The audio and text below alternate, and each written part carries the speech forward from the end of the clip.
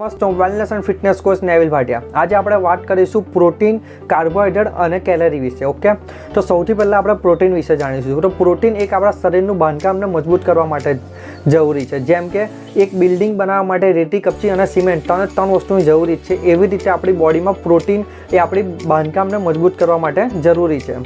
તેનું કામ શું છે? તો મસલ્સને બનાવે છે, ત્વચાને રિપેર કરે છે અને વાળને રિપેર કરવા માટે, સાથે સાથે એ ઇમ્યુન સિસ્ટમને બી મજબૂત કરવાનું કામ કરે છે। પ્રોટીન મળે છે એનામાંથી, તો પ્રોટીન અંડા, દૂધ, પનીર, દાળ અને સોયાબીનમાંથી મળે છે। હવે આપણે વાત કરીશું કાર્બોહાઈડ્રેટની। તો કાર્બ્સ એટલે શું છે? તો કાર્બ્સ એટલે એનર્જી, દિવસભરમાં તાકાત આપણને એ ખૂબ જ જરૂરી હોય છે। કાર્બ્સ મળે છે એનામાંથી, રોટલો છે, ચોખા છે, ફળ છે, શાકભાજી છે અને ઓટ્સમાંથી, આવી ઘણી બધી વસ્તુ જેનામાંથી આપણને કાર્બ્સ મળી આવે છે। અને હવે વાત કરીશું કેલેરી। કેલેરી એટલે શું છે? કેલેરી એટલે ઉર્જાનું માપ છે। વધુ કેલેરી લેશો તો વજન વધતું જશે અને ઓછી કેલેરી લેશો તો વજન ઘટતું જશે। આ ત્રણેય પ્રોટીન, કાર્બ્સ અને ફેટ બધાને સમતુલિત ઉપયોગ કરીને અને ફિટ અને હેલ્ધી આપણે રહી શકીએ છીએ। તો મિત્રો, ખોરાકને ખાવો અને વિચારીને ખાવો। યસ, તો શું તમે રેડી છો નેક્સ્ટ વિડીયો માટે?